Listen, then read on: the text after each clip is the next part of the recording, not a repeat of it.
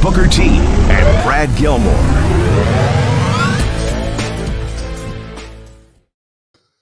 Welcome back inside the Hall of Fame, guys. It's Booker T, 6-time world champ, 2-time Hall of Famer. Always got my man Brad Gilmore here with me. The BOAT, that's what they call him. Coming to you from ESPN 97.5, 92.5, guys. And it's all about the people, man. It's all about giving you guys, what you want. And one thing I always know you want is your champagne wishes. And caviar dreams, baby. We got it for you. How you doing, Bradley? How you feel today, man? I'm doing good. I didn't get my champagne wishes, but last night I did have some caviar dreams. So it's I'm balanced out. You know what I mean? Here, I'm man. half and half. Look here, man. Having a little bit of champagne, it ain't gonna hurt you. It ain't gonna hurt you. I'm just letting you know. You might feel a little tipsy, you know what I mean? But you might like it. So don't cheat yourself like that. I think that's my whole problem. Like, what if I like it too much? No, I mean, you got that's being in control. Man, I always got to be in control. You know what I mean? So for me, I love the liqueur. You know what I mean? I love having a Jack and Coke every now and then. A vodka and cranberry. Cranberry good for the liver. You know what I mean? They say the alcohol, cleans everything, you know what I mean, if you do it, in moderation. So for me, and my thing is this too. I hate being drunk. I've been drunk like 3 times in my life. Okay. And it's not buzzed, drunk, like out of here, like drunk, like I'm falling over, you know what I mean, and having to go to the bathroom. First, what happens is the room starts spinning. All right, the room starts spinning, and you can't stop it. You just can't stop it from spinning. Then you got to go throw up, and then and when you throwing up, you talking to God. God, please don't let this happen, please. I'll never do that. I'll never do it again. It's like that, and then you go, you say you're never going to do it again until the next time. That's happened to me, like I say, about 3 times. And the last time, man, I remember I was in Atlanta, Georgia, and I never want to be like that ever again, man. It was a bad night. And so that's not fun. So, but to have a drink, that, feel a little light, it's not bad. Well, we'll see, but we'll see what happens. I'm not going to make any promises, nor am I going to make guarantees. But you know what? Like I said, I've known you. What about when you're in church, and then, you got to get the wine, and the cracker, what do you say when it come your way, when you got to get yours? Well, I'm not Catholic, so I've never done communion. I've never done a communion before. I mean, they don't only do that in Catholic churches. They've never done it in the Baptist churches I've been at. I've never seen the communion. All right. I'm just checking. But I do think that they do cranberry juice nowadays. I don't think they even do wine anymore. Cranberry. All right. I just check it. You know why they do cranberry? Do you know why? Why is that? It's good for your liver. That's what I hear. Somebody told me that. They do cranberry because they look like wine. Yeah. Fools us. That's why they do that. So I get it, man. I get it. All right, I just check it, man. But nah, man, everything going on in the world of sports and entertainment, guys, we definitely can talk about it. But not a whole lot been going on in the world of sports and entertainment over the last couple of days. But, the one thing that I was reading about is Sasha Banks, may not be, coming back as soon as people was thinking she was coming back. They say that she took her Twitter handle down from Sasha Banks and put her real name up there. So the deal may not have gone through like a lot of the pundits were suspecting. What do you think about that? Yeah, I saw that. I'm of 2 minds about it. One, I don't know if that is a real indicator on the fact that she's not coming back to the WWE. I think if anything, she wants Mercedes, and I don't know how to say her last name. It's like Vernado. Is that how you would say it? I think so, but I don't want to be misquoted or anything. Yeah, I don't want to say the wrong thing either. But Mercedes, I know, is her first name. So a lot of people want to. She's out there in Star Wars. That's how she's credited in Star Wars. So maybe she's just trying to make it easier for people to find her. You know what I mean? Hey, this is my real name. I want to brand myself outside of the WWE with my real name. You are one of the lucky ones, right? Your name is Booker T. That's who you are, right? Sasha Banks, that's a made up name. She's not really Sasha. Triple H. That's who I feel bad for. This man's name is Paul Levesque, and everybody calls him Hunter or they call him Triple H. Like for the rest of his life, he's got to go on ESPN to be interviewed. And there's like, and here's the CEO of WWE, Triple H. No, they don't. I think they call him Paul. Do they call him Paul now? I think so. Yeah. But so I could see her just doing that, wanting to have a little bit more brand autonomy for herself. Or everyone could be right. It could mean that she's not coming back in. Or it could be a misdirect. You got to keep people guessing in the social media age. You can't just tell them what time it is. Sometimes you got to keep them guessing. I agree with that 100% as far as the misdirection factor in wrestling. It always played well in the ring for me, and it should be something that's thought about today as far as trying to there again make people think one thing and then go the opposite way. Next thing you know, back on television tomorrow night. You never know. But I don't know, man. Like I say, I definitely was one that was hoping to see Sasha as well as Naomi come back. I thought both of those guys, leaving the way they did. I was wondering if they were going to come back, just because you remember we was talking about this as far as you was asking, how would I have done it? And I said, I would have did it and then I would have left. You know what I mean? Right. Yeah. I would have went it because that's one thing that the business and not just not myself feel like this. I've heard other wrestlers, other veteran wrestlers that's been around that have said the same exact thing that they said they would have did the job and then they would have left. You know what I mean? Because it's just like it's like tradition. You know what I mean? And I think losing that that tradition factor in the business, man, that right there is I think where the rubber met the road as far as this situation went, as far as whether we was going to work it out or not, because it was a little bit different than the tradition of the way wrestling has always been dealt. Yeah, I mean, them leaving in the way they did was less than ideal, but I still think they're coming back in. And I'll tell you what, you let the Bailey faction with Dakota Kai and Io Sky, you let it run its course a little bit, let it get a little heat behind it, where it looks like all hope is lost. They've taken out Alexa Bliss, they've taken out Asuka, they've taken them all out, and then all of a sudden, boom, Naomi and Sasha show back up to set the record straight. To take down the heels, right? To take down the bad faction that nobody can beat. You got to wait for the right moment. You always say it. This business is about moments. It's not about just a surprise or a return just to bring somebody back. It's about making a moment out of that return, making a moment out of that surprise. Yeah, I get that. And if we were talking about Harlem Heat, the Road Warriors, the Rock and Roll Express, I would feel the same way. But we're talking about Sasha and Naomi. We're talking about two people that really wasn't a tag team from the beginning, and the tag team picture now has moved on. You know what I mean? So I feel you, but I think that there are fans out there who do look at Sasha and Naomi as a Road Warrior, Harlem Heat, Rock and Roll Express level team. That's how they look. I mean, I don't know if you've ever seen it. Remember when I don't know if you remember when we had that whole thing with Naomi where people thought, we were hating, but we weren't hating, whatever. I got more Naomi Stan accounts coming after me, of all people, every day. 1,000 accounts. I was blocking more Naomi fans than I even knew existed. You know what I'm saying? That's no knock. They're a hive. That's what I realized. It was something called Black Twitter.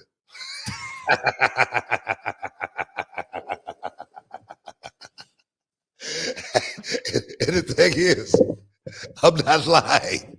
Oh no, Black Twitter's real. I know it. Because they came after me, man, with daggers, man. It was like I was the scum of the earth. You were bad. You're a bad man. I was bad. We got to take a break. We're going to be taking questions, guys. Stick around here in Hall of Fame. We'll be back in a minute. If his first client when he comes in, that would be, wait a minute, they're Larry Davidson for the bear from Bel Air. It was once said by the great Nelson Mandela, it always seems impossible until it's done, and it's finally done for Ruthless Wyatt Davidson. He has climbed to the mountaintop of reality of wrestling, and he is a grand slam champion. He didn't bring a parachute. No. He's got one intention. Don't do it, Will. Oh my gosh. Senton bomb through the table to win the television title. 2, 3.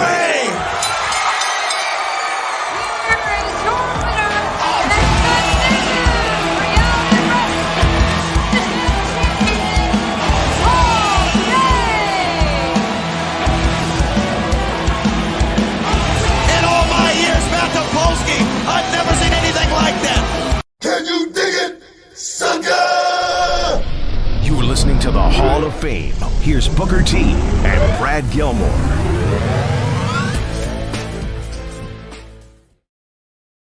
Welcome back inside the Hall of Fame, guys. We're just rolling, talking about everything sports and entertainment. We were just talking about Sasha Banks' deal may not have gone through.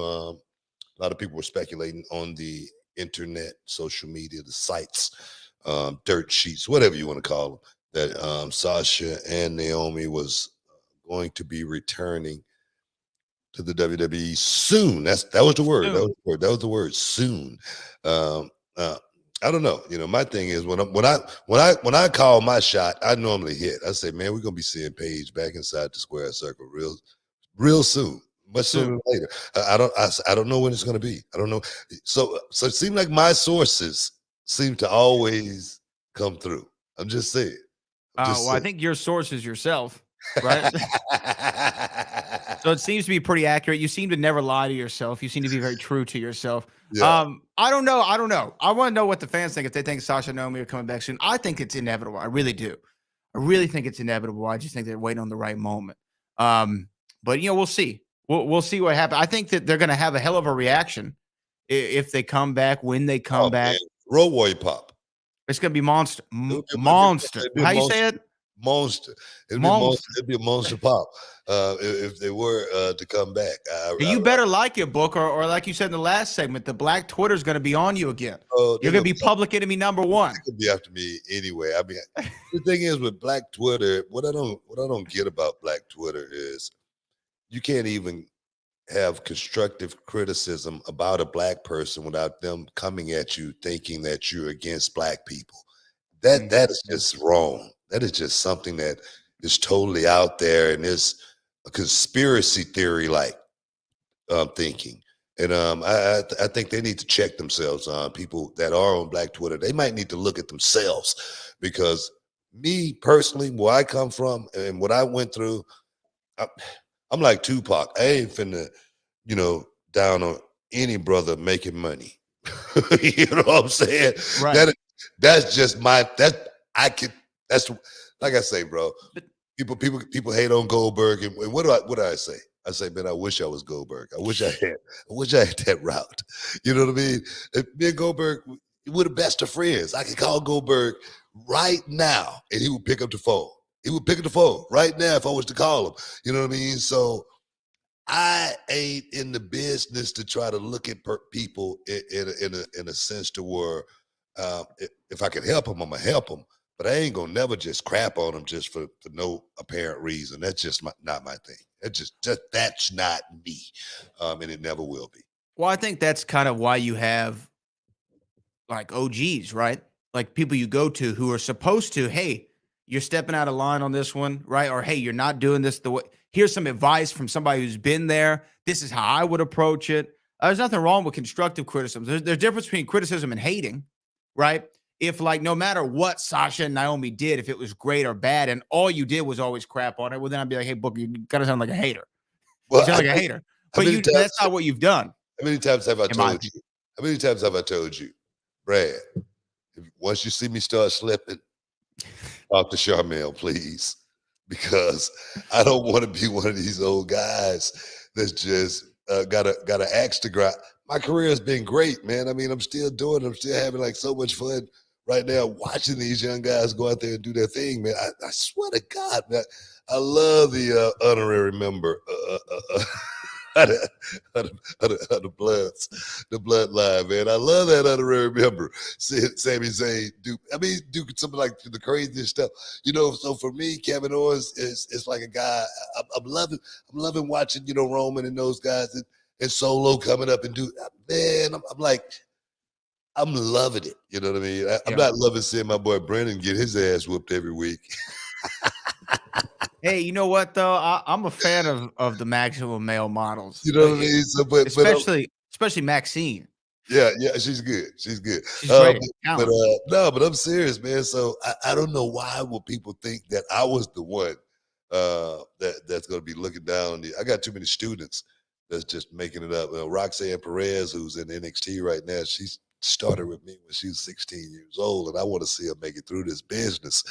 Not just. I don't just want to see her in this business. I don't know if you guys just heard what I said.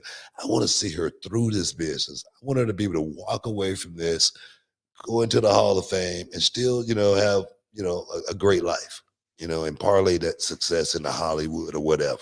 That's what I want, you know, seriously. And that's how I've always known you to be. So if you do start slipping, Book, one day, if you're up there and I'm not getting political, but I saw Biden. He was calling for somebody the other day who had died, you know, like a month prior. He was like, "Jackie, are you here?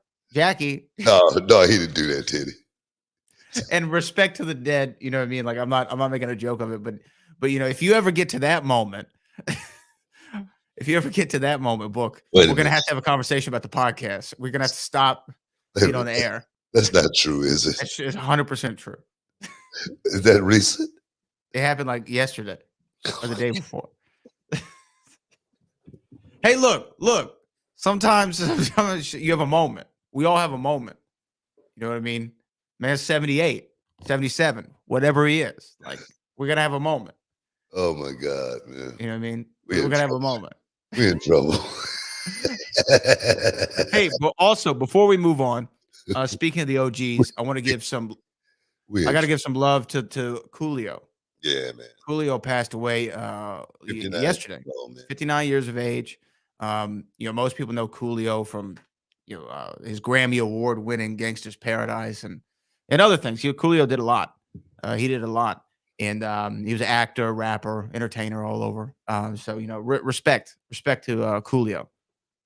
Gangsta's Paradise still slams too. Like if it comes on. I mean, it's seriously one of those songs that's you know, one that you'll remember, you know, where you was when it was playing. I tell you, man, that dude, he did a lot, man. He did a lot, and to lead his earth the way he did, man. You know, that's why you can't second guess life. You got to, you know, be in the moment every second, because you just never know when that moment is going to come. You know, for you, you know, and for him to be at a buddy's house, you know, to walk away, you know, for a second, and boom, it happened. Nobody see it happen. God, man, just got to live every day, man. And my heart go out to his family, because he was a loved dude, man. I've never heard, I haven't heard anything bad about Coolio throughout my whole life, seriously. And that right there says, that speaks volume about people. If you haven't heard, you know, scandal and whatnot about people in this life, especially in this day and age with cameras everywhere, and you know, everybody got these phones and whatnot. But definitely, he's one going to be missed. He was a legend, man, legend. Yeah, real legend, man. And that video for Gangsta's Paradise has Michelle Pfeiffer in it. I don't know if you remember. I mean, it was like, that was such a massive song. Yeah. I mean, I was a kid when it came out, obviously, but it even touched me. Like in elementary school, everybody knew Gangsta's Paradise. Like it's just such a massive record, and to be 59 years of age, and you know, it's sad. It's definitely sad. Hey man, like I say, you know, every day you got to live every day. And trust me, I'm 57, you know, and I've been to the gym every day, but none of that stuff matters. You know, when God call you, It's time to go, man. But like I say, my heart go out to him and his family. Seriously. Yeah, no, just terrible. You never want to see that. We do have a couple super chats coming in. Book, I guess we can take them now, unless you had any more on Sasha and Naomi and Black Twitter or or any other comments before we move No, on. man, they ain't got nothing more on Black Twitter, man. But they need to raise up off of me, man. That's what I'm gonna tell you that right now because I'm not finna stop talking. If they get on me too hard, I might really start talking. You don't want that. Trust me, you don't want that. But no, man, I don't mind, man. We can move on. There's much worse offenders out there than Booker T. I can assure you that. Here's our first super chat of the day from Brooklyn Brian. It's actually for me. Hey Brad, did you ever think about having a match in reality of wrestling? Booker T can train you. If Michael Cole can have a match, you can too, Boat. I don't know. You did shove me off the stage, Book. I do feel like some retribution does need to occur. Hey, Or you know man, what? We have the you last stand battle don't- royal. you don't I want- might enter the last stand one year. you don't want to do that. I mean, it would take you at least a good 6 months to a year to just figure out, how to get through the ropes.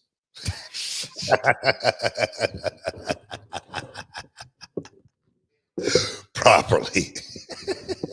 So let's I'm gonna let you have that one. I'm gonna let you have that one for now. But don't think that I haven't clocked that. And I'm gonna be waiting. I'm gonna be waiting one day. You'll be making your entrance.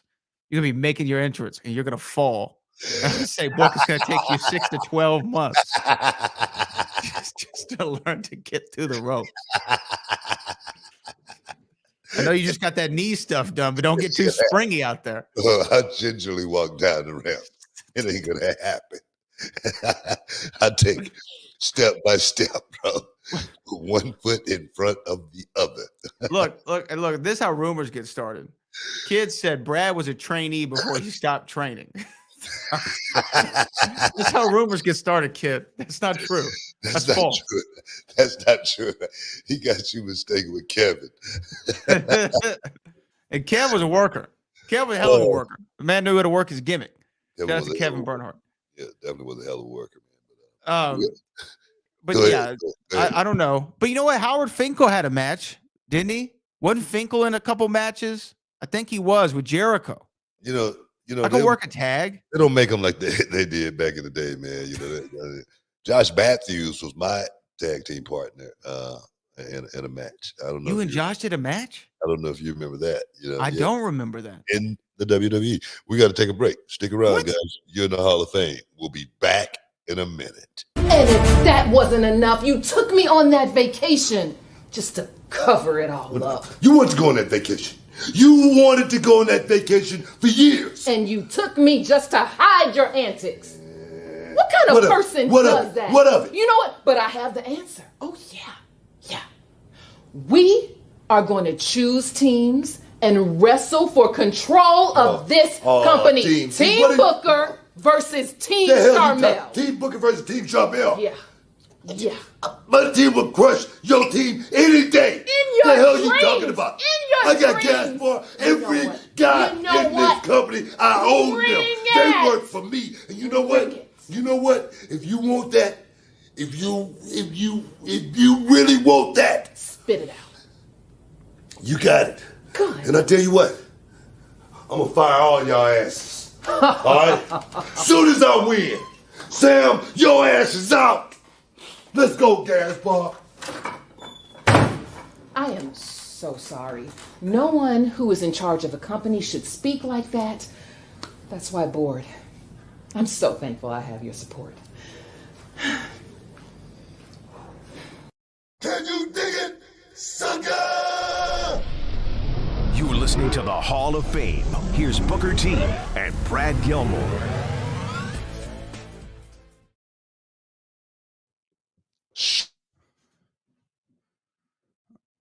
Uh-oh. Is my screen frozen or did Booker freeze? I think Booker froze. See, that's what he gets. That's what he gets for talking. You know what I mean? That's what he gets for talking. Book hopefully will rejoin us here in a moment. So add him back in, see if he's back yet. No, so it looks like Booker is frozen. We'll get him back here in a second. But anyway, guys, we are talking about all kinds of things in the world of pro wrestling. If you have something that you want to ask Booker or I that we can address on the show, this is going to be the day to do it. Slow news day, but we're still going to make it through. There's Booker. Oh, dog, I'm back. There he is. There he is, Book. My Wi-Fi shut down for a second. And I'm over here, in the high-powered district. Yeah, it seems like it's still a little shaky. Got more power out here in this area than most. Yeah. There you go. What about now? You seem a little better. Can you hear me? We good? There we go. I can hear you fine. We good? Yeah. We're good. All right. Awesome. Well, Book, we were talking about a couple of other things. You were saying though, right before we went to the break, you and Josh Matthews had a match together. Yeah, I think we tagged with each other against JBL and Orlando Jordan. Yeah, back in the day. And so it's possible. It's possible. Josh Matthews, he didn't have very much athleticism either. You know what I mean? It worked out. It worked out well for him, But what do you mean either?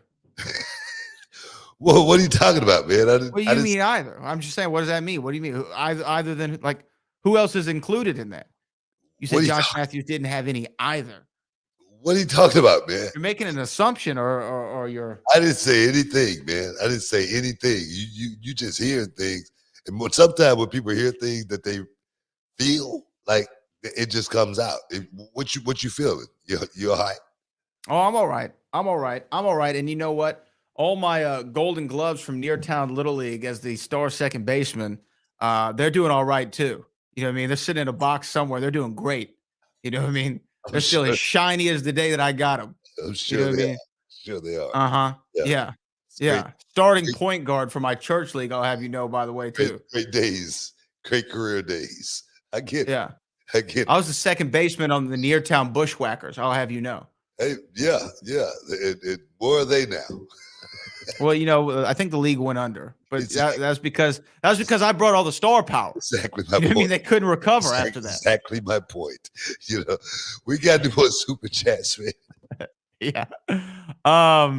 This comes from Brooklyn Brian here. If I can get it pull up, Brooklyn Brian said, "Nah, Brad. Sasha joins Damage Control, and Naomi joins the Bloodline." I don't know, man. No, I don't see that. I don't see that happening, man. I don't see, you just don't want to just do something just for the hell of it. You know what I mean? And that's what that would be. You just be doing it just for the hell of it.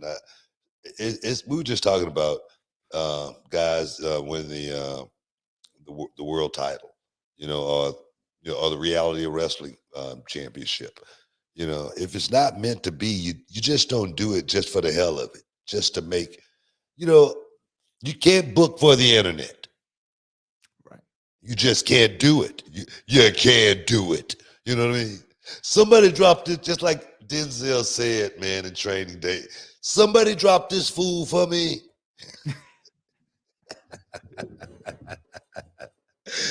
I'm saying, hell of a role too, man. What a great role. It was so good. You can't do it. You know what I mean? Hit me, dog. Hit me right there. You know what I mean? No, you can't do it, man. You just can't.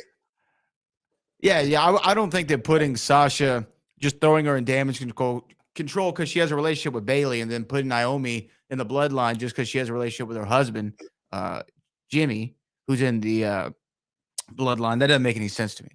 I don't know why you do that. No. And right now, the hype is with them as a team. I mean, they're even hitting New York Fashion Week together. I mean, you know what I mean? I'm seeing photo shoots together. It's them as a team. If you're gonna go with something, go with that. But you don't just bring them back and throw them into something. That's there again. That's booking for the internet. And I just don't think you win going that route. No, you definitely don't. You can't just book for the internet. That's going to get you in a place that you probably don't want to be. This is from Brooklyn Brian also, who says, thoughts on Jake Paul versus Anderson the Spider Silva? Yeah, we're close. You know what, man? I'm looking forward to that one. I'm really looking forward to it because I said Jake Paul is going to knock Anderson Silva out. That's what I said. I could be wrong, but I highly doubt it. I'm normally right in these situations. Normally I am. I've been off a couple of times as of late on like some MMA fights just because I haven't really been, I don't know, dialed in. You know what I mean? Zenned in, zoned in, whatever you want to call it. But this fight, I really feel like Jake Paul is going to knock Anderson Silva out cold. He might. The referee just might have to have the wherewithal, understanding, and know-how to just step in and stop it. It might be one of those situations. It's gonna be one of the two. Oh man, I go back and forth on it because, like I said, man, when I see Anderson Silva's clips, like his highlights on YouTube of his boxing fights, I mean, the Tito one you can't really go with, but Julio Cesar Chavez Jr. I don't know. I know you say he's not comparable to Jake Paul and things of this nature. He's not what his dad was. He's a bum. He's a bum. That's what he would be called, a bum in boxing terms. You gotta say it like Mick when you say a bum. They was bums. What that did. Okay. Okay. I'm saying Julio Cesar Chavez Jr. was a bum. He was a flatfoot. He was a guy that was not built for the game of boxing. He did it because his daddy, wanted him to, beat, live in his life, but it just couldn't happen. I watched this guy's career. You cannot gauge it from, and the thing is, you know what? I can gauge it from that fight. I mean, it's well because he beat Julio Cesar Chavez. He didn't just like beat him up. He didn't just like destroy him or anything like that. And he had zero punching power. He was a quick of feet, and he got out of the way of some punches. But the punches that he landed had zero effect as far as stopping Julio Cesar Chavez Jr., a person who would quit in a heartbeat. I'm trying to tell you, man. I'm trying to tell you, if you're gonna bet on this, Bradley, trust me on this, okay? Don't put your money in the wrong spot. Trust me. I'm definitely not betting on this fight. But I think, okay, let me ask you this. Who is a bigger threat to Jake Paul between Ben Askren, Tyron Woodley, and Anderson Silva? This is his third MMA fighter. Who's the biggest threat? By far, Tyron Woodley. By far. Younger, stronger, more recently in his prime. Yeah. I just feel like, how old is Anderson Silva now? 45, 46. 46 something like that. 46 years old. I'm gonna tell you right now, man, his punching power he's lost about 30% of his punching power from probably where he was, in his, prime UFC days. 47. Oh my God. You know what I mean? No, I'm gonna tell you right now, man, it's gonna be a rough night. And you guys out there that's listening right now, you guys could take it to the bank as far as what I'm telling you here, as far as the way this fight is going to end. It's going to end by stoppage. And I'm going to tell you right now, Anderson Silva is going to be on his back, or the referee is going to be stepping in and stopping the fight. One of the two. We'll see. I mean, I'm not saying that you're wrong. I'm not saying you're wrong. I guess I just, it's one of those head versus heart things. And my heart wants Anderson to go out there and do it. Just do it one more time. I get what I mean? I get it. I just want to see it. I get it. Yeah. Brooklyn Bryan also says, Aaron Judge, 61 home runs, 62 next, real home run king. You know what, man? Are they going to test him? I'm serious. He's a big kid. He's a big dude. Now, the reason why I say that is because according to, when Barry Bonds and, Sosa, and those guys were, like on the Derby, man, when everything was just going crazy, it was like almost impossible to hit 60 home runs outside of Maris, who did it way back in the day. I don't know why. I don't know why. I'm just saying. Barry Bonds, Mark McGwire, Sammy Sosa. I'm still pulling for those guys to be in the Hall of Fame one day, because I feel like if Jud can hit 61 home runs, clean, and nobody's questioning it. What was the big question about Barry Bonds, Sosa, and McGwire? I think it was also a physical transformation. They just kept getting bigger and more jacked. And Barry we found out last time, he tested positive. It's hard to square that circle for me. I love Barry Bonds. Every time I played MLB The Show, Barry Bonds, I would draft him on my team to this day. Okay. Wait a minute. He tested positive how many times? Well, at least once that I know of. I don't know the intimate details. At least once. That's what I'm saying, man. We need to know more about these situations. Like I said, I'm talking about all three of them. Barry, Mark, and Sammy. And those guys should be in the Baseball Hall of Fame. Sammy Sosa he did cheat with the cork bat too. You remember that? I mean, everybody do that. And look, and let's just be fair. It's not just those three guys who've been accused: Roger Clemens, Alex Rodriguez, David Ortiz. A guy here from Houston. What's his name? Bagwell. Was Jeff accused? Was he? I don't think so. He's in the hall. I don't think he had I know one of them was. One of them. Maybe boys. Berkman. Maybe Berkman. No, it wasn't Berkman. It was one of them boys from back in the day.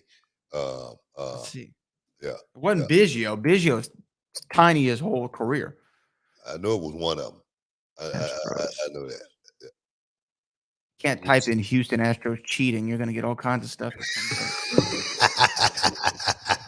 Not the right article. No, man. That's just, you know what? No, I've said it. If you ain't cheating, you ain't trying, man. That's just part of the game. Oh no, he was accused. Jeff Bagwell. You were right. Didn't I tell you? So it's been a lot of guys. And didn't you say he's in the hall? He is in the Hall of Fame. That's what I'm saying. That's what I'm saying. You know what I mean? What's good for one guy should be good for the other. You know what I mean? And I feel like those guys, they should be in the. I could be. You know what? This is a debate. I feel like they should be in the Hall of Fame. I think you're right. And the thing is, baseball was a game that people like to watch. But when that stuff was going down, when those guys were hitting home runs, it was on fire, bro. People was tuning in. Everybody wanted to be a part of the game. And they did something for baseball that no one could have ever done with those three guys in that home run race at the same time. You gotta be kidding me. You know what I mean? So for me, the love of the game came out when those guys were playing, and it never had been like that ever before. And it hadn't been like that since, other than the Astros going out there and winning the series, baby. We're going to do it again. But, Book, I think we got to take a break. Got to take a break. Stick around, guys. You're in the Hall of Fame. We'll be back in a minute. Every time I come here, I just have so much fun. I go home and we just can't stop talking about it till we come back.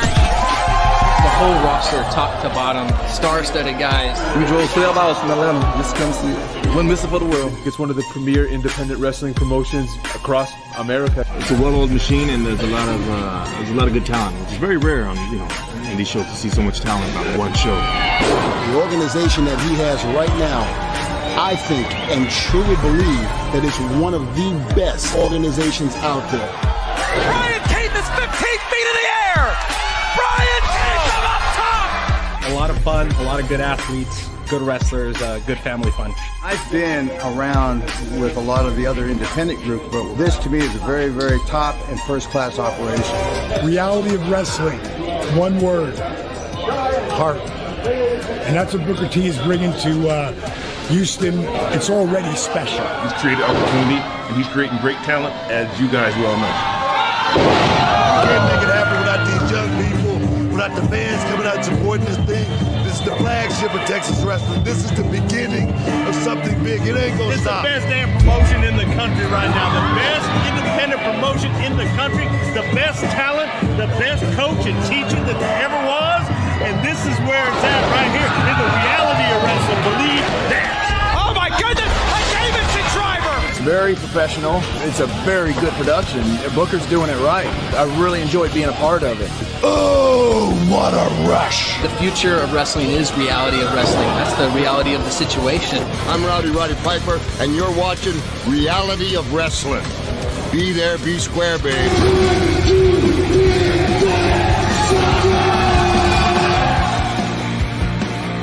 Can you dig it, sucker? You're listening to the Hall of Fame. Here's Booker T and Brad Gilmore.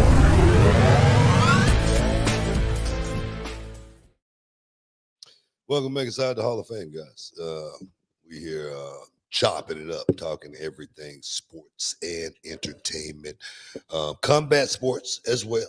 We got the Paul Silva fight going down here soon, and I'm gonna tell you, man, I'm gonna be watching. I'll be watching.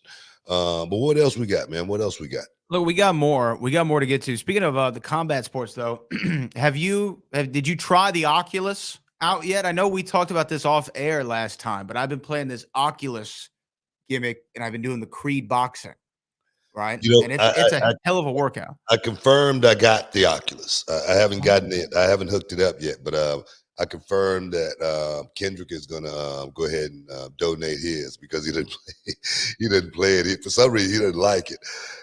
So it's more of an adult thing too. You know what I mean? Because like I say, it's used for a lot of different things. Yeah, I'm gonna check it out and get in the fight and see exactly how I play out. I'm looking forward to it, actually. I'm looking forward to your review. You know, I heard that the Oculus is made by Facebook, and I heard Mark Zuckerberg talking about what they're going to do next with it. And eventually he said they're going to have haptic suits. So like a suit you put on that, like if you get punched in the chest in the game, you feel a little boom in your chest. You feel it in your leg. You feel it in your arm. Tell me this here. How accurate is the controls? Pretty accurate. So like, if you just punch light like a little jab, right? It's only going to hit him like a little jab. If you rear back, pull your arm back and throw it as hard as you can, it's going to hit him harder. If you duck and move and bob and weave, it's going to do it with you, and especially if you can get the area set up to where you can move around like you're actually in a ring. I mean, you move. It's pretty incredible. Sometimes, it's a video game, so sometimes you're going to have like the little freeze, but not a lot. Not a lot. I'm very impressed. If you throw a hook, if you come up, down, I mean, however you do it, it's pretty accurate. Yeah. I'm not going to say it's a 1-to-1. It's not like you're really in there with Ivan Drago. Yeah. But depending on your eye line too, and like your height, like if you might be looking up at Drago, you might be looking down at Adonis Creed, or whatever. It's pretty cool. It's a pretty cool game. Yeah, I'll check it out, man. I'll check it out. I've been off into the PS4 right now, still playing the golf right now.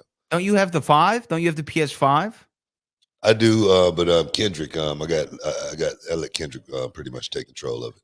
He's taking it. He's taking it over. He says, "Mine." Yeah, pretty much. Okay, we got another super chat. Mike Mayfield, Brad, are you still cool with Booker throwing you off the stage? I think we put that past us, Book. I think Man, you got to be able to look past things, man. You can't hold grudges in life. No. If I did that, a lot of students, a lot of good students, they wouldn't have made it to my school, because I've kicked them out and they've come back. I've kicked them out and they've come back. Some of them I've kicked back and I never want to see them ever again. They know who they are. They know who they are. But that's what you call a shoot, ladies and gentlemen. But nah, man, you gotta let bygones be bygones, man. You gotta be able to forgive in this life. Forgive. Forgiveness is big. I mean, it is. It's huge. It's big. It's big. So try that. Try that sometime. We will. This is from Kid, who wants to know, what are y'all's favorite podcasts? Book, what do you listen to? Do you listen to any podcasts, wrestling or not? Man, I don't listen to like full podcasts. I catch clips, and I listen to Keeping It 100. Disco and Conan. I listen to Jim Cornette sometime. Catch a lot of his clips. Just the mainstream guys. I even listen to catch some of Eric Bischoff clips, whatnot. I try to listen to guys that actually been in the business, that actually know it, that in their perspective, I can kind of like agree with it or disagree with it, but I know it's coming from a perspective to where, they're looking at it, differently than most, so I try to, and then sometimes I've, just like say, for instance, Mark Henry, with Busted Open, I had disagreement with him, and then him and we had to talk it out, you know what I mean? And I think I was right, you know what I mean? As far as what we were disagreeing on. And sometimes I think debate is good sometimes. I think, being able to, get ticked off at someone and then sit down and talk about it, it's actually good for you. You know what I mean? Opposed to holding it in and going around and, thinking you're going to see this person and have a fight or something like that. That's not the way life is. That's not the way life is. I could actually have a conversation with Dave Meltzer. You know what I mean? And, you may not think I could, but that's the type. I don't believe you had a conversation with Dave. No, but I value his. I value Dave Meltzer's work that he has put in this business for such a long time. Even though he hasn't been a wrestler or anything, and he hasn't seen it from that perspective. But this guy been following us around for a long time, and for a long time, I never had any problem with Dave Meltzer. He always, put me over pretty much. But, as you get older, life changes, and sometimes your perspective change as well, and that's what a beef comes in. But that's what the conversation and the discussion and the debate comes in as well. And we go, man, what the hell's going on here? Do we got beef? Let's talk it out right now. Let's get to the, the bare bones. Do we got beef? You know what I mean? From that point, no, we don't have any beef. You know what I mean? So it could actually, definitely, you don't want to have that stress, man. That's the last thing you want is stress. Stress is monster. Stress is a monster, baby. We have another one here from Cali Toenail. Do y'all think Survivor Series should be OG style, with 4-on-4 elimination matches, and let the stars pick their own teams and do old school promos? I know they're switching to War Games this year. I don't know if they're having the traditional 4-on-4 matches. But what do you think, Boom? The 4-on-4 match, I think it may be something of the past. You know what I mean? Guys picking their teams, and you got to understand, I'm not a big team guy. All right, I'm not a big partners guy. I mean, of course, I've been in a tag team, whatnot, and we did pretty well. But I'm not about having my wrestlers, if I don't have to, have anything to do with each other ever, other than the factions. You know what I mean? But the buddy systems, type of wrestling, for me, it's just never been my thing. The 4-on-4 Survivor Series back in the day, I loved it. You know what I mean? It was, but it was a different time. It was a total different time, total different characters. We gotta take a break, guys. Stick around. You're in the Hall of Fame. We'll be back in a minute. That's Sami Callihan. Sami Callihan and Terrell Tempo are still brawling. Their battle continues. Who the hell? It's Wait everybody. a minute. That's the Reality Wrestling locker room. It's everybody. Moonshine. Clay Roberts. We have La Familia. Ryan King. Have emptied. The locker rooms have emptied. They're it's like the Wild Wild West. What's going on here? The Cavalry. Where the hell did they come from? Dance with the Rascals. All day, Will Lockhart. Anarchy rules. What the hell is going on here? Let's get some order. In Houston, Texas.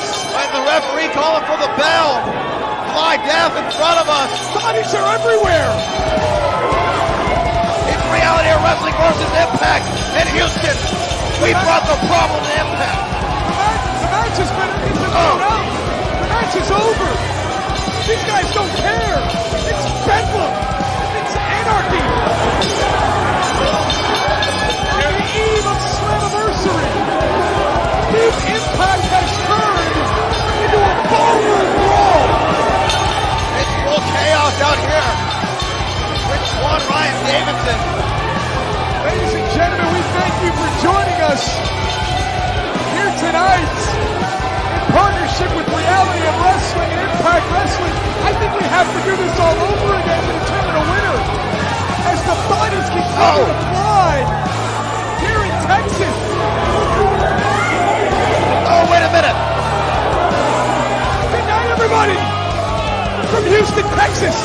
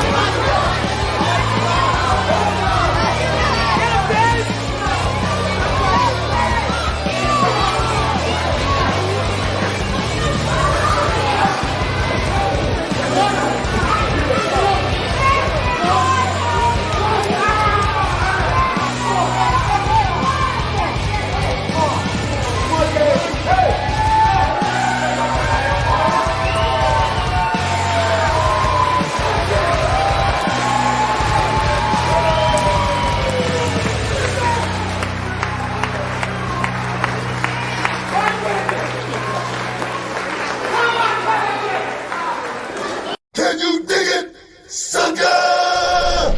You are listening to the Hall of Fame. Here's Booker T and Brad Gilmore.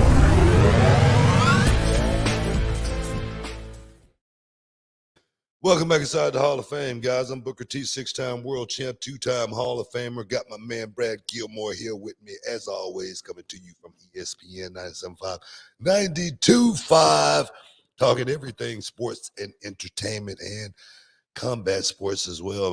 What we got, Brad? We got any super chatters? Oh, we got a ton of super chats here, Book. Let's start here with, I believe it was Kid, if that'll pop up for us. Yes. Is 33 too old to train at Reality of Wrestling? It's 33 too old to train at the row. You know what? I don't think 33 is too old. You know, one thing about I tell young guys, I tell guys and girls in general that you know, the clock is ticking. If you're planning on making it to that next level, you know, like a WWE or anything, AEW or Japan, whatnot. I'm not saying that you can't get there, but starting at 33 years old, I'm not going to sit here and say, "Oh, it's the greatest thing in the world." You behind the 8 ball, so you better have something special. You better have your talent. You know, have talent as far as, you know, trying to get in the business. You got to know what you're dealing with. I look at a guy like the Boogeyman, who got in the business when he was 40, but Boogeyman checked off all the boxes, man. He looked great. You know what I mean? Yeah, he was in his physical condition was you know, like off the chain. He could do anything. So you just got to be, if you're going to do it, not saying that you can't, just know what you're getting into. And then just say, for instance, you come to Reality of Wrestling. You got to look at the talent that you're going to be working against. You got to, man, am I as good as this guy? You know, can I be that good? Can I work at the top of Reality of Wrestling? And it's just say, for instance, a year, maybe 2 years. That's the thought process. If you could do that, if you're planning on moving to the next level, if you can work at the top of Reality of Wrestling, you can work anywhere in the world. And I think anybody that's, you know, looking for good wrestlers, they're going to see you on Reality of Wrestling and they say, hey man, this guy might be 34, but let's give him a shot. It's one of those type of deals. That's the way I look at it. Yeah, I think you never too old, but you know, as long as you can withstand the physical nature of this industry, Got to pass the test, man. You got to pass all the smell tests, seriously. And age is going to be one of them. Because Sure. I don't know what your background is. You might have played, Pop Warner. You might have played, high school. You might have even got a little bit of college, football, background. And that right there, the wear and tear on your body. I got into wrestling when I was 25 years old, and I had never played any sports. You know what I mean? I hadn't taken one bump or anything. I was a drum major. I did some break dancing. I don't know if you can count that. But it's athletic. I mean, it's athletic, but no one's hitting me or anything, But and I think that's what saved me as far as getting in at 25, getting my break at 27. I think I talk to people all the time about this. I said, man, I wonder if I could have been one of those guys who could have had a 10-year indie career and not have made it and still stuck it out. I wonder. It's impressive for guys to have the fortitude like a Kevin Owens or Sami Zayn or any of those guys who spent a significant time on the independents. I mean, to still pursue. And now look at those guys. I mean, Kevin Owens and Sami Zayn are responsible for most entertaining things on television pretty much every single week. Heck yeah, man. They're veterans, man. They know what this thing's about. They're smart. Especially now, when you finally make it to that spot, you go, okay, let's put this bad boy on cruise control, man, and just ride. That's where they are right now. So yeah, I think that's what this thing's all about at the end of the day. We have another one. John Amazing said, wait, Book, you a gamer? Oh, hell yeah, man. I wake up in the morning with Ghost of Tsushima. Or like I say, right now I'm playing golf, 2K21. I got to get my boy to download 2K22 golf. Tiger Woods is actually on the cover. Yeah, it's pretty cool. Tiger's back, so that's gonna be pretty cool. Getting in the game, he got to come show me how to actually get online and play. With people, around the world as well. I think that package is like, I don't know, like $40 or something like that. I've been planning on getting it done, but I'm up in the morning, and I try to jump on Twitch. I'll let you guys know when I'm on the Twitch service when I'm streaming live, and jump on with me and get a few rounds in. Right now, I'm like 5 under in the tournament that I'm in, and I think the leader's like 9 or something, Dustin Johnson.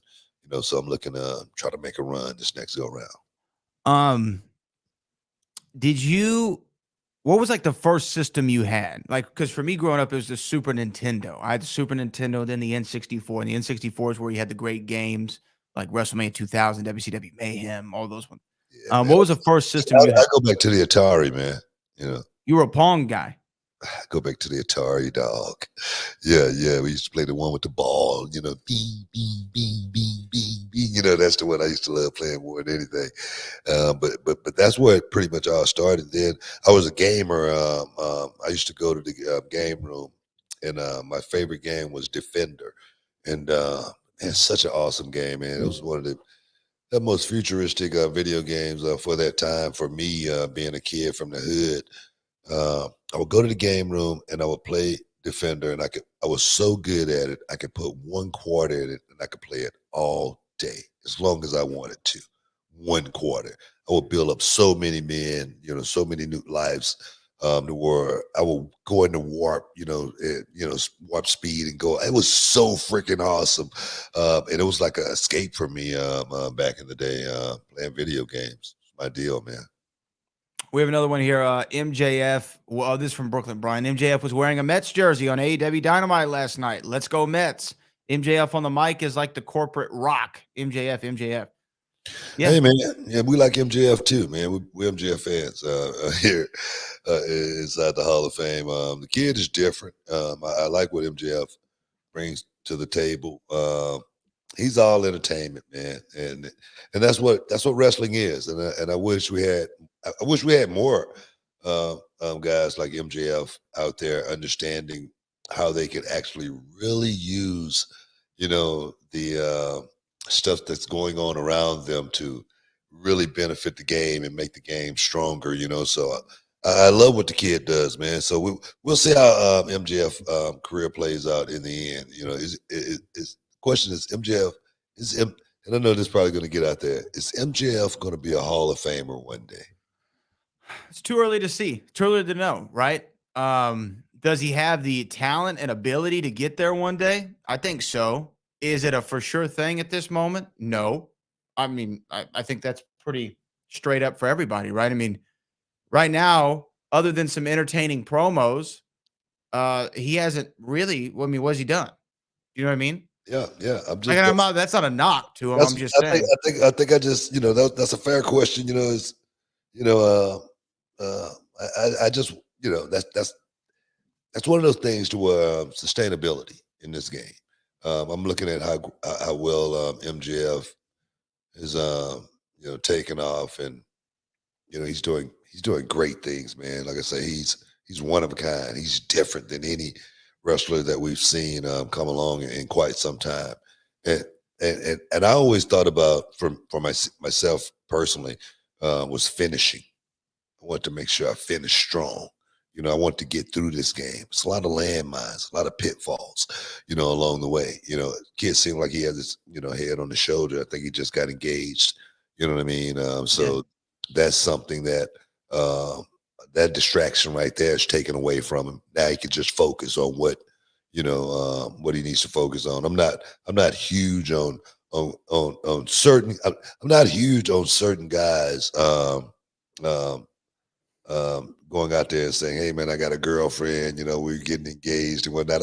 You know me. I'm not big on that right there. But some guys, it might benefit them even more so because I look at MJF as a guy who's looking to conquer the business, and not the women. The women's gonna love him. They're gonna want to love him whether you got a girl or not. You know what I mean? And that's just part. He could be the ultimate playboy. He could play the ultimate playboy role. You know what I mean? So right.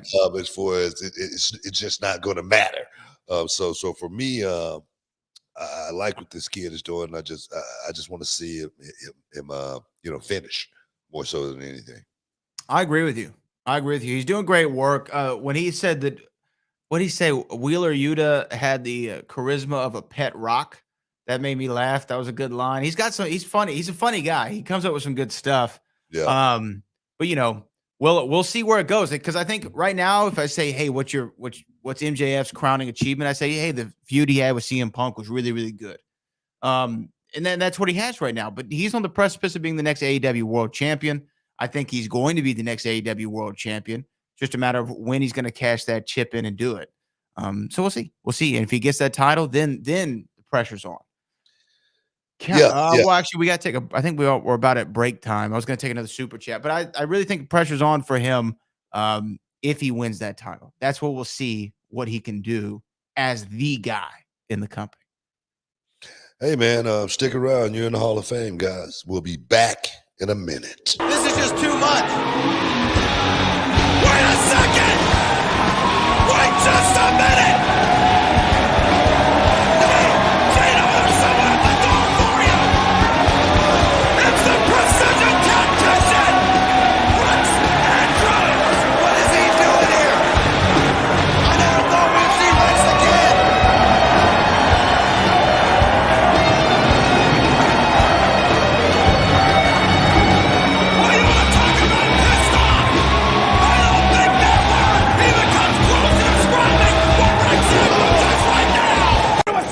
Second one. Oh, and a third, the hat trick man. Brian Keith. Another 18. Cover 1, 2. He did it. Here is your winner and the new Reality of Wrestling Heavyweight Champion, Brian Keith. Brad Gilmore. Dreams do come true. Brian Keith, for his family, for his wife, for his children, has captured the greatest prize in reality wrestling. Can you dig it, sucker? You are listening to the Hall of Fame. Here's Booker T and Brad Gilmore.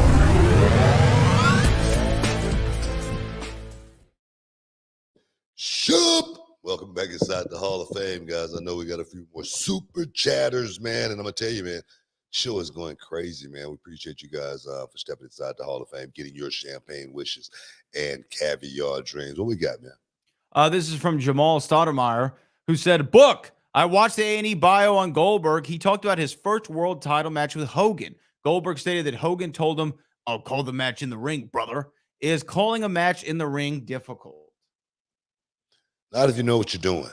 I mean, if you know what you're doing, I was just having we had a student show last night, and and just watching the guys go out there and they talk about their stuff in the back, and then they go out there and they try to pull it off, and they still have like so many mistakes, because they're trying to remember it, and it's just so hard to go out there and really, flow and have a feel when you're trying to remember everything. It's got to be really, really hard for a lot of young guys out there these days. But if you know what you're doing, and you know exactly what story you're trying to tell, man, it can be the most beautiful thing in the world, because you're not working for anything other than for me, it's just like going to watch Shakespeare, Romeo and Juliet.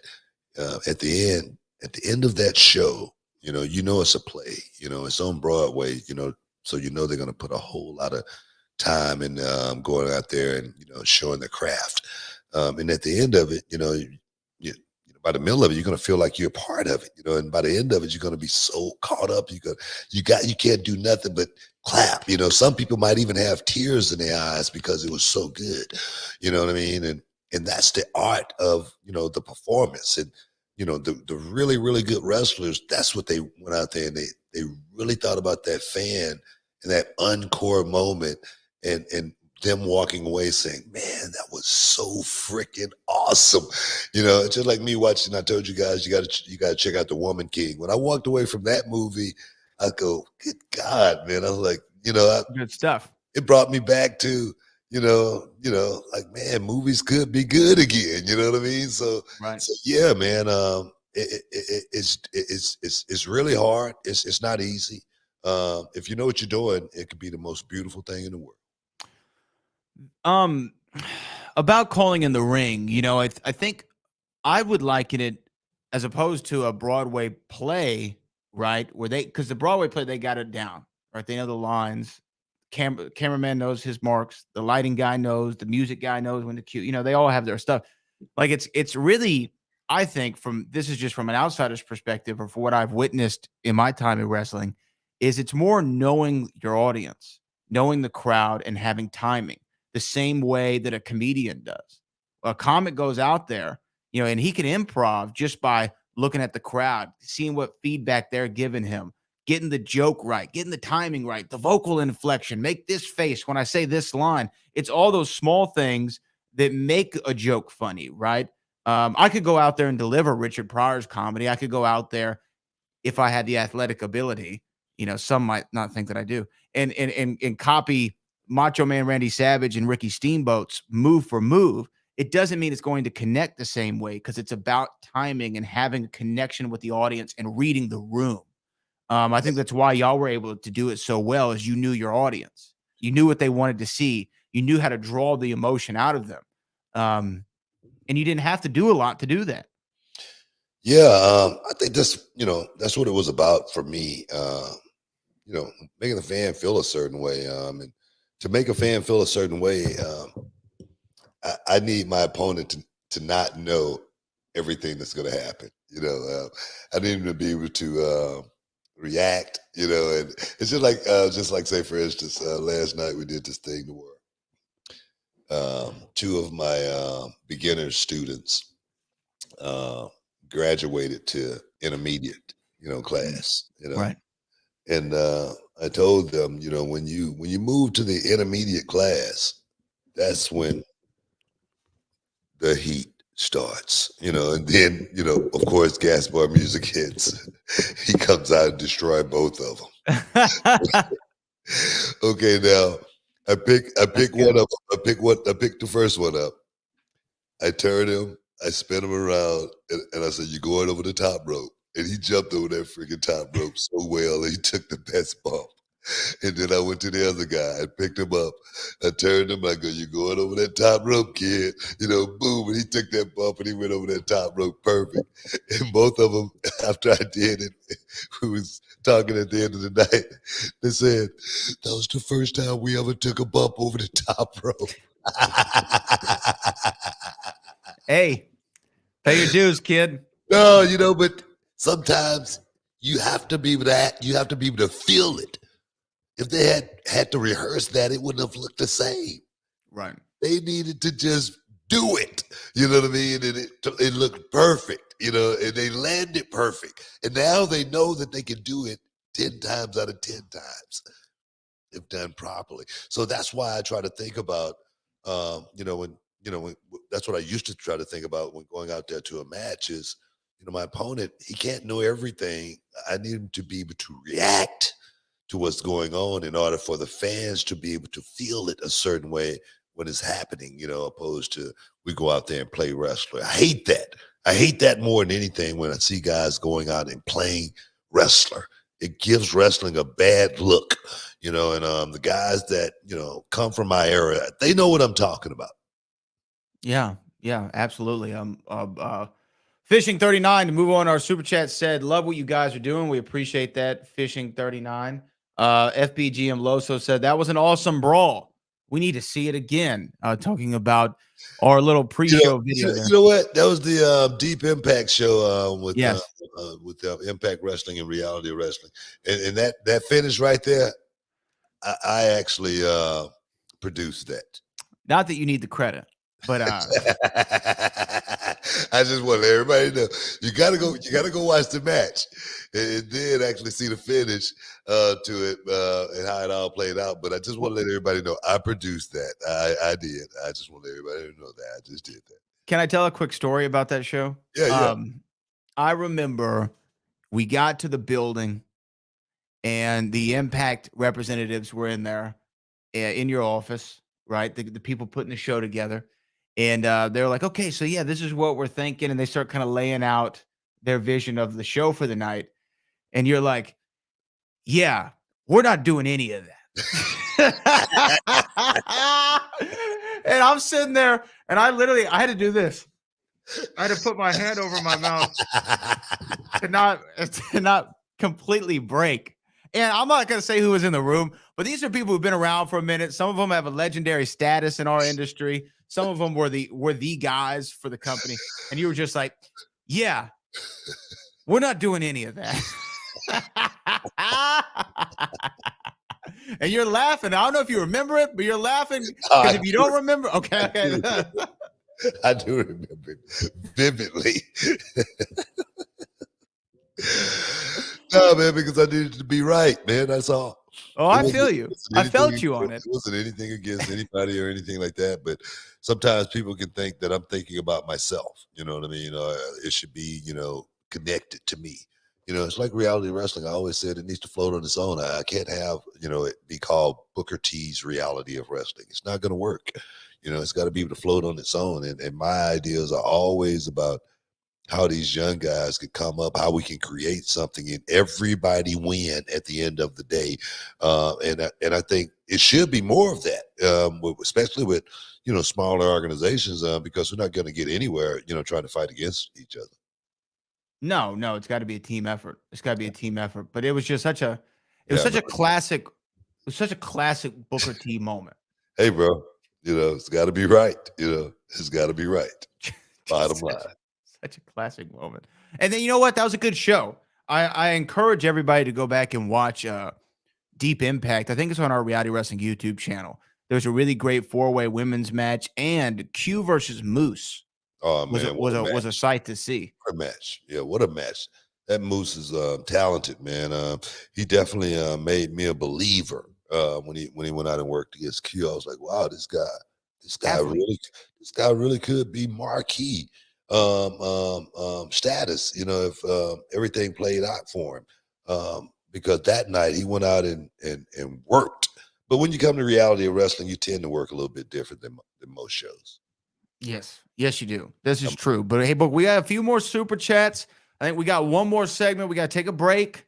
I believe, and then we'll come back and answer these remaining super chats. Yeah, guys. Stick around. You're in the Hall of Fame. We'll be back in a minute.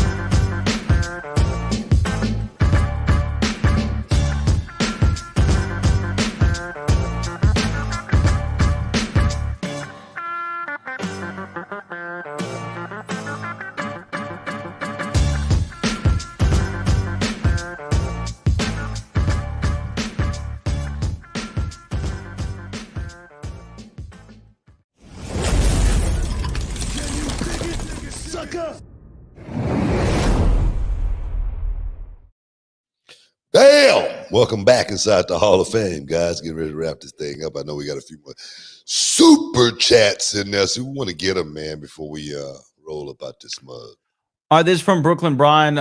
What happened to the Jericho Bandito discussion? Yeah, I did say that we might talk about that today on the show. That was the main event last night on AEW Dynamite. Jericho successfully defends the Ring of Honor Championship against Bandito, which was a hell of a match. I don't know if you watched the show last night, but missed it. Look, man, there was a time a couple of months ago or even a couple of weeks ago where people were writing Jericho off, like online. They're like, man, this guy needs to go away. He needs to just take some time off the show. It's too much Jericho. He's not the same, da-da-da-da-da. And I guess Chris may have heard that because the last month and a half, that show, AEW Dynamite, would not be as good or even remotely watchable if it hasn't been for what Jericho's been doing. And last night, he had the funniest segment at the beginning of the show. He had the main event match, main event style at the end of the show, put the other guy over, even in defeat for Bandito. Bandito came off more important and more special. Had the whole crowd in Philadelphia chanting his name. This is the first time this guy's on AEW television. He didn't do that by himself. He did that because of his dance partner in Chris Jericho. And the angle they're taking about this Ring of Honor thing where Chris is like, I'm just going to destroy everything that Ring of Honor stands for. He doesn't shake the hand. He flicks Bandito off at the beginning of the match. At the end of the night, he gives the Judas effect to the ring announcer. He's putting in a Hall of Fame effort just in AEW alone. Hey, bro. You know me, man. Me and Chris, we go way back, a long way. We good friends. He knows this business like the back of his hand. I didn't see the match or anything like that, but his last, couple of matches before that, I told you he's been like Shakespeare, going out and putting on just great performances. And at 51 years old, you know what I mean? That right there, just lets me know how much he's still dedicated to the game, that this is just not something that he's playing around with. A lot of guys will phone it in, bro. A lot of guys will phone it in and give you as little as they possibly can, especially around that age right there, man, because that's when guys normally start slowing down and you normally can see it. But Chris, in the ring, in his performance, he still got it, bro. He's still performing at a very, very high level. And I got nothing but praise for the dude, man. Nothing but praise. Yeah, he's been killing it recently. And I mean, calling Ring of Honor Ring of Jericho is pretty funny to me as well. He's just been an MVP. The show last night was good. I mean, I was really looking forward to the Saraya segment, Saraya page.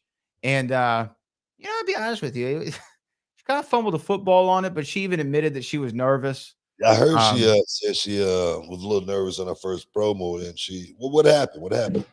I don't know. It just looked like, I think that honestly, this is where scripting is beneficial. Like to go out there and have your 3 bullet points and like to really think through what you're going to do. Because it kind of seemed like she just didn't know how to get to the end, right? She knew where she needed to get to, but she kind of had a bumpy way there. And then her and Britt Baker had a really odd interaction where I believe, because it was bleeped out, but Saraya may have said that Britt's name rhymes with a certain part of the female anatomy uh, on the show. And she said the word on the show that they had to bleep out. And I'm like, "Ah." And then there was the obligatory take a shot at WWE thing in her promo. And I just think they could have done it a little bit more structured. And she even admitted she was rusty. What was the WWE shot?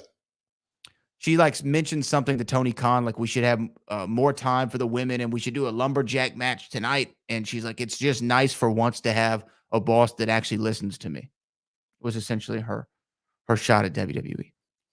But I feel like she could have done better, and I think she knows she could have done better. It's her first night out there. I think she'll get the swing of it. She's talented enough, obviously. She was probably just trying to remember the shot, forgot everything else.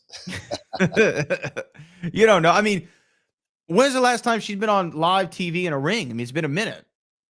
Right? Yeah, it's been a minute. Cutting promos. I guess WWE backstage last time she's done something like that. I guess cutting a promo, and that's been a minute. I mean, come on. And it's not easy to go out and cut promos. It may look easy, you may think it is, but it's nerve-wracking out there in front of the fans. And to go out there and have that moment, it doesn't take but 1 second to get off track, and then next thing you know, the wheels just fall off. You wonder. I said it. You know what I mean? I walked out of the curtain and go, just bear with me. I got this. It happens. It happens, you know what I mean? So I get it. I totally understand it. Yeah. So again, Jericho had a great night last night, and Saraya, I think we still don't know if she's going to be wrestling because she didn't have any physicality last night. Yeah, from what I was reading, she got a 3-year deal. Is up in the air if she's going to be wrestling. What kind of wrestling she's going to be doing? Is it going to be tag team wrestling, something like that? They're not sure yet, but I'm anxious to find out if she's going to be stepping back in the ring from any capacity where she's going to put some pressure on herself. Well, I think it's only a matter of time. It's not an if, it's a when. Because remember, Sting came in and he was only supposed to do cinematic matches. Yeah, and then all of a sudden he's jumping off of everything. You know what I mean? Like it's gonna happen. It's gonna happen. Yeah. Sting had to get that out of his system. Sting, he's like, man, everybody else jumping. I want to jump. Give me something to jump off, man. And he's in his zone right there, man. Sting's longevity is insane. Like when you really think about it, it's an incredible career. Bro, it's an incredible career. I was a young man, let me just be straight. I was a kid. I hate to say like I was a kid watching Sting, but I was a kid watching Sting on Houston Wrestling with the Ultimate Warrior, Jim Hellwig, as the Blade Runners when they first got started. And I was like, wow, man, it was so freaking cool and so different, and of course, Sting went his way to, NWA, Warrior went his way to Dallas, and then ended up in, WWF. I tell you, man, he's had a hell of a career, man, all the way through the WCW run, from the beginning to the end. Seemed like he seemed like almost like he opened TNA and shut it down as well. You know what I mean? I'm serious. You know what I mean? Main Event Mafia stuff. And then now in AEW, no one would have thought that. No one would have thought that Sting would still be in the game, still doing it today. It's seriously so impressive. Yeah. It really is. It really is. Yeah. So he's definitely mazel to Sting on that. It's incredible. Hey, we have 2 more super chats to get to, so let's get to them. County Toenail said, BT Boat, you got one song, one movie, one thing to eat, one thing to drink for the rest of your life. What are you picking? I don't know. For me, probably going to be Hotel California, the Eagles. Yeah. just that riff at the end, man, with Joe Walsh, taking me home. Food, man, give me some fried lobster. Mm. You know what I mean? Over some green. You know what I mean? Yeah, with some balsamic. And then the drink, just a little vodka and cran to wash it down. Okay, I like it. I like it. Let's see, one song, one movie, one thing to eat, one thing to drink. So I'm gonna go with for the song. I'm gonna go Slow Jams, Kanye and Jamie Foxx and Twista. That song always puts me in a great mood. One movie, I mean, it's obviously a Back to the Future. One thing to eat, and one thing to drink. I don't know. What's one thing I could eat every day for the rest of my life? Like for the rest of my life? Let me go chips and salsa, and I'm gonna need water, obviously, or a Red Bull. A little Red Bull. There we go. Red Bull. That's what I want. I didn't say my movie, and I guess it's gonna be my newest movie that I like, The Woman King. Woman King Forever. Woman King Forever, man. That movie was awesome, man. Woman King was so freaking awesome with no CGI.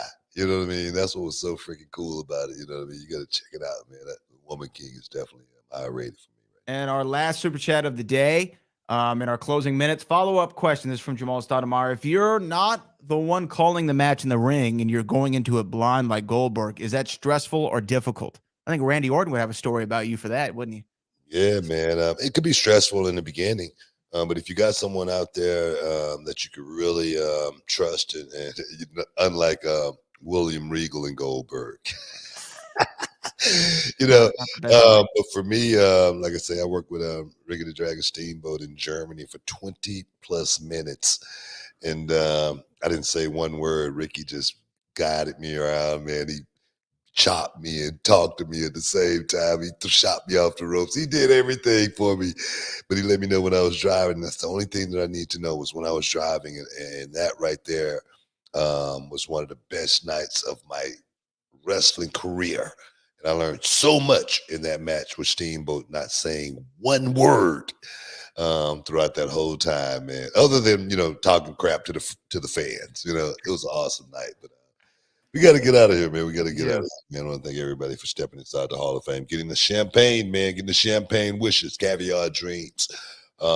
Bradley, as always, man, couldn't do it without you. Hey, guys, same place, same time next week, right here inside the Hall of Fame. Peace. We out of here, man.